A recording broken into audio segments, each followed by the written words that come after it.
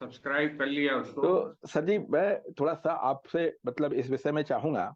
अभी जो एक बात आई है, अभी जो सुप्रीम कोर्ट का एक जो निर्णय आया है SC ST में वर्गीकरण करने का, इसको किस परिप्रेक्ष्य में आप देखते हैं? देखिए, ये जो है बहुत पहले, मैं आपसे कहूं कि जब राजीव गांधी जी प्रधानमंत्री थे, तब जी जी। भी मन में विचार आया था हाँ। कि जब तक हम यूनिट एलिमिनेशन नहीं करेंगे, तब तक जी जो है हर समाज को इसका लाभ नहीं मिल सकता है। जी। तो एक ऐसी जो है, जो बहुत सार्वजनिक तो नहीं हुई, लेकिन चर्चा में आई थी कि जो परिवार जी। आरक्षण का 2 या 3 पीढ़ी में उठा चुका है, अगर हाँ। हम उस पीढ़ी को, तीसरी पीढ़ी या चौथी पीढ़ी को एलिमिनेट करते हैं, तो उसका उसी समाज के और अन्य पिछड़े लोगों को उसका लाभ पहुंचेगा। जो जी व्यक्ति क्लास ऑफिसर बन चुका है, कलेक्टर बन चुका है, और उसके बच्चे भी कलेक्टर बन चुके हैं, तो जी। उन जी वो देश से बाहर हो चुके हैं, अब वो जो है अग्रणी समाज का हिस्सा है। जी। इसलिए जो जो जो नुकसान वंचित वर्ग का इस परिवेश के कारण हुआ है, उस परिवेश में रहने वाले अन्य बच्चों को उसका लाभ नीचे स्तर तक पहुंच सके, तो और उसको हाँ। व्यापक बनाना पड़े, तो उसके लिए ये एक सोच सामने आई थी। आज जो है सुप्रीम कोर्ट का फैसला किन संदर्भ में आया है, इसका भी अध्ययन किया जाना चाहिए। और अगर वो जो मुद्दा है सिर्फ जी यहाँ तक सीमित, तब तो बात ठीक है। दूसरी चीज मैं ये कहता हूँ कि देश को ये विचार करना पड़ेगा, यहाँ पर 80 करोड़ लोग बिलो पॉवर्टी लाइन है, और उनकी जो आय है वो जी। 1600-1700 रुपया साल से कम है। वहां हम्म। पर हमारे क्रीमी लेयर को 8 लाख की सीमा पर रखेंगे, तो ये एक तरह से बुनियादी रूप से देश को हम धोखा दे रहे हैं। आज जो है हजारों ओबीसी के लोग क्या जो है 8 लाख रुपए में साल कमा रहे हैं, तो हम लाभ किस वर्ग को देना चाह रहे हैं? ओबीसी में भी हम उस वर्ग को लाभ देना चाह रहे हैं जो मध्यम वर्ग के ऊपर का है, उससे नीचे के लोगों को तो हम उसकी चर्चा नहीं कर रहे हैं। तो इन बातों पर हमें राष्ट्रीय स्तर पर विमर्श होना चाहिए, और ये सीमाएं घटाई जानी चाहिए बढ़ाने की बजाय। अगर जो है जो आज 8 लाख रुपए साल कमाने वाला व्यक्ति अपने बच्चे की पढ़ाई लिखाई करा सकता है, ये जो है जी। ये बड़ी स्थिति। लेकिन जो इससे हो क्या रहा है कि जो लोग 1 लाख रुपए साल कमा रहे हैं, जो लोग जो है 50,000 रुपए साल कमा रहे हैं, वो पिछड़े के पिछड़े रह गए, वो जो है वंचित के वंचित ही रह गए। तो उन्हें मुख्य धारा में हम कैसे लाएं? ये एक प्रश्न देश की जो है जनता को विचार इस पर करना पड़ेगा। और ये जो लिमिट हम बढ़ाते हैं इसकी क्रीमी लेयर, इस लिमिट जी को घटाने की कोशिश, हमें घटाने की व्यवस्था करनी चाहिए। कि आज जो है आपने 6 लाख से 8 लाख कर दी, और ये चाहिए था कि 6 लाख से घटा के आप 5 लाख कर देते, तो जो है कुछ नीचे नीचे के लोगों को उसका लाभ मिलना शुरू हो जाता है, और समाज जो है एक व्यापक रूप से समाज के अंदर एक सम्मिश्रण की स्थिति बनती। समरसता को खत्म करने के लिए ऐसे ऐसे कदम भी जो नौकरशाही और ब्यूरोक्रेसी उठवाती है, जिससे समाज के अंदर भी आपस में भी विद्वेष फैले, आपस जी। में भी द्वेष फैले, और सीमित वर्ग तक लाभ संचित हो जाए। वो इस मेथड को कैसे पंचर किया जा सकता है, और इस मेथड को कैसे जो है इस मेथड के माध्यम से व्यापक समाज को इसका लाभ पहुंचाया जा सकता है, इस पर जो विमर्श होना चाहिए, ऐसी मैं जरूरत समझता हूँ। मैं हमेशा से इस बात का पक्षधर रहा हूँ कि हमको किसी न किसी स्टेज में जाकर अगर समाज में जो है द्वेष की भावना समाप्त करनी है, तो हमें यूनिट एलिमिनेशन की प्रक्रिया देर सवेर शुरू करनी पड़ेगी। उसमें भले हम ये तय करें कि साहब 2 पीढ़ी 2 जनरेशन जिसको लाभ मिल चुका है, या 3 जनरेशन लाभ मिल चुका है, कब उसे एलिमिनेट करना है, मगर उसे एलिमिनेट हमें करना ही पड़ेगा। नहीं करना पड़ेगा तो उसी उसी वर्ग को, जो उन्हीं उन्हीं परिवारों को उसका लाभ मिलता जाएगा, उसके नीचे के लोग ज्यों के त्यों जो है परिस्थितियों जी। में पड़े। तो ये हमें बातचीत करनी पड़ेगी। जब हमारा समाज इस बात पर विचार कर सकता है कि 50% आरक्षण होने के बावजूद सामान्य वर्ग को हम ईडब्ल्यूएस का भी लाभ देना चाहते हैं, तब ये ईडब्ल्यूएस में जो है ये लोग कहाँ जाएंगे जो क्रीमी लेयर से बहुत नीचे हैं, क्रीमी लेयर से जो है 100 गुना नीचे बैठे हुए हैं। आपने 8 लाख की क्रीमी लेयर बनाई है और जो है उसका लाभ, उस लाभ में तो जो है आज आज बताइए, एक व्यक्ति जिसके परिवार में दो टर्म लोग मुख्यमंत्री रह लिए, जो लोग जो है केंद्रीय मंत्री रह लिए, जो वो भी आज ओबीसी में आ रहे हैं, वो भी आज जो है दलित होने का लाभ उठा रहे हैं। तो ये जो समस्या है, इस समस्या को इस परिप्रेक्ष्य में अगर हम सोचेंगे तो निश्चित रूप समाधान की तरफ भी पहुंचेगा और समाज के ज्यादा आबादी को इसका लाभ पहुंचेगा। जी, थोड़ा सा मैं बताना चाहूंगा तो जिसमें कि आरक्षण की जो अवधारणा थी सर्वप्रथम शुरुआत में, वो विशेष अवसर पे आधारित थी। समान अवसर प्लस विशेष अवसर। और विशेष अवसर में जो वर्गीकरण 1931 में किया गया, 1931 की जनगणना के आधार पे, तो वर्तमान में जो सुप्रीम कोर्ट ने आदेश दिया है, यह बिना सामाजिक, आर्थिक और जातिगत, मतलब तीनों जनगणना, आर्थिक भी, सामाजिक भी और जातिगत भी, तीनों जनगणना के बिना यह चीज लागू नहीं की जा सकती।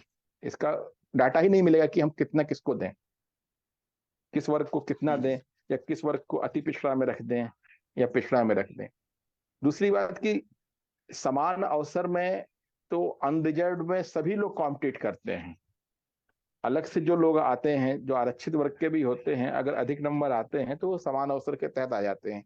इसी के विरुद्ध शायद यूपी में इतने सारे केसेस भी लगे रहे, जब उनके समान अवसर को खत्म किया गया, केवल विशेष अवसर में सीमित कर दिया गया कि उस वर्ग का विद्यार्थी है यदि तो उसी वर्ग में रहेगा।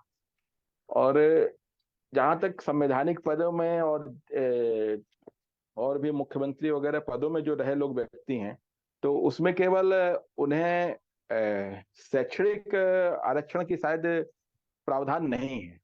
केवल और केवल उन्हें चुनाव लड़ने का प्रावधान के तहत चुनावी जो रहता है, तो चुनाव में तो केवल मेरा ख्याल है SC ST है, ओबीसी का तो कोई आरक्षण है नहीं चुनाव में, कोई भी चुनाव में शामिल होने के लिए। अब आती है कि जातिगत जनगणना के बिना सुप्रीम कोर्ट का यह आदेश, आदेश तो नहीं कहेंगे, उन्होंने संसद के ऊपर छोड़ा है कि संसद इसे पास करके दे। तो बिना जातिगत जनगणना के तो मेरा ख्याल है कि इसमें अपन उस कदम की ओर नहीं बढ़ पाएंगे कि कौन सा वर्ग कितना अधिक आर्थिक रूप से, सामाजिक रूप से सबल हुआ है। जब तक उसकी गणना नहीं आएगी, ईडब्ल्यूएस जैसे लागू किया था, ईडब्ल्यूएस में कोई उनका आयोग की रिपोर्ट नहीं आई थी। एक जो मंडल आयोग की रिपोर्ट थी कि 10% ईडब्ल्यूएस दिया जाएगा सामान्य वर्ग के वंचितों को, तो उस सामान्य वर्ग में के वंचितों में, सामान्य वर्ग में केवल अनरिजर्व्ड लोग शामिल, अनरिजर्व्ड के ईडब्ल्यूएस को दिया जाएगा, यह उसका अवधारणा थी। उस अवधारणा को यूपी और कई राज्यों में कई तरह से विद्रूप किया गया। वो ऐसा बताया गया कि यह उन वर्गों के लिए नहीं है ईडब्ल्यूएस, यह ईडब्ल्यूएस केवल सामान्य वर्ग के लिए। ये जो तरह तरह की जो भ्रांतियां और तरह तरह की जो कहना चाहिए कि विषमताएं आई थी इनको लागू करने में, इसकी पूरी तरह से जो किस तरह से किस मंशा से दिया गया और किस मंशा से उसको लागू किया जा रहा है। अब इसके बाद आई कि 8 लाख की क्रीमी लेयर की बात। ये बिल्कुल सही है कि 8 लाख की क्रीमी लेयर में अगर आप पॉवर्टी लाइन वाले को भी क्या क्रीमी लेयर की कुछ अलग परिभाषा और इस क्रीमी लेयर की कुछ अलग परिभाषा, तो यह बिल्कुल गलत है। एक सी परिभाषा होनी चाहिए। अगर 2.5-3 लाख के ऊपर का व्यक्ति आय लेता है या 5 लाख का, तो वह इनकम टैक्स रिटर्न भरता है, तो 8.5 लाख वाले को आप क्रीमी लेयर कैसे मान सकते हैं? या तो उसकी सीमा रेखा वहां पे निर्धारित करिए या उसको बढ़ा करके फिर आगे ले आइए। एक बहुत बड़ा एक आर्टिकल मैंने पढ़ा था जिसमें यह बताया गया था, ये बीपीएल से संबंधित जितने ही प्रकार के जो चीजें लागू होती हैं, तो उन्हें बीपीएल रहते हैं तो सारी सुविधाएं दी जाती हैं। जैसे कि उनके ऊपर मान लीजिए कि शेड विहीन एक मकान है, उसमें शेड लगा दिया गया कि बीपीएल का यह शेड है, आपको सारी सुविधाएं दी जा रही हैं। जैसे ही वो पॉवर्टी लाइन से ऊपर हटते हैं तो वो शेड हटा दिया जाता है। उससे क्या होता है कि वो हमेशा बने रहना चाहते हैं कि हम अपनी आय सीमा ऐसे ही बताते रहे, हम सबको यही बताते रहे हैं कि हम बीपीएल में हैं। उस वजह से एक बहुत बड़ा वर्ग ऐसा आ गया जो कि हमेशा चाहता है कि हम बीपीएल में ही रहें। एक बहुत बड़ा वर्ग अलग से भी आ जाता है, वह चाहता है कि हम इसी तरह से रहें, जबकि प्रमुख उद्देश्य यह है कि विशेष अवसर के द्वारा हम समान अवसर में कॉम्पीट करें, जो अवधारणा जो थी इसकी। इसलिए मेरा ख्याल है 1931 में जो जनगणना थी उसमें 52% ओबीसी आए थे, तो उनको 27% रिजर्वेशन के लिए रिकमेंड किया था मंडल आयोग ने, क्योंकि बाकी 27% समान अवसर के द्वारा आगे बढ़ेंगे तो उसमें चले जाएंगे। अब जब रिपोर्ट आएंगी, अगर वास्तव में जातीय जनगणना होती है और इस बात की रिपोर्ट आती है कि कितने प्रतिशत लोगों के कार्ड बने, कितने प्रतिशत लोगों के सर्टिफिकेट बने, कितने प्रतिशत लोग उस सामान्य मुख्य धारा में लौट कर आए, तभी मेरा ख्याल है कि मेरा वैसा पर्सनल ओपिनियन है कि सुप्रीम कोर्ट के इस आदेश का कोई सही अवधारणा विकसित हो सकती है कि हम किस परिप्रेक्ष्य में जाकर के कितना निर्णय ले सकते हैं कि कौन सी कास्ट, कौन से सामाजिक लोग, कौन से आर्थिक रूप से सबल लोग कितने प्रतिशत विकसित हो चुके हैं। अभी तो सारी सूचनाएं और इतनी चीजें हैं, वो केवल हमें मतलब समाचार पत्रों के माध्यम से या विभिन्न प्रकार के लोगों के माध्यम से ही मिल पाती है। बिना जनगणना के मेरा ख्याल है कि इसमें इम्प्लीमेंट हो पाना मुश्किल है इसका। बाकी मैं चाहूंगा कि आप इस विषय में थोड़ा सा और भी आगे बताएं। बहुत बढ़िया आपने विश्लेषण किया है, बहुत जी, आगे मजा बढ़। आया। और ये जी जो विचार जरा जो है, ये समान अवसर और विशेष अवसर, इस विचार को जी। थोड़ा और आगे बढ़ाने की जरूरत है। और हाँ इस विचार को थोड़ा सा और विस्तार देके हमें फैलाना चाहिए कि ये विशेष अवसर से समान अवसर में जो है ट्रांजिट करने के लिए जो व्यवस्था लागू हुई थी, उसको दोनों को कैद कर दिया गया। विशेष अवसर वाले को विशेष अवसर में कैद कर दिया गया और समान अवसर वाले को समान अवसर में कैद कर दिया गया। और वो जो हाँ, अवधारणा है, वो अवधारणा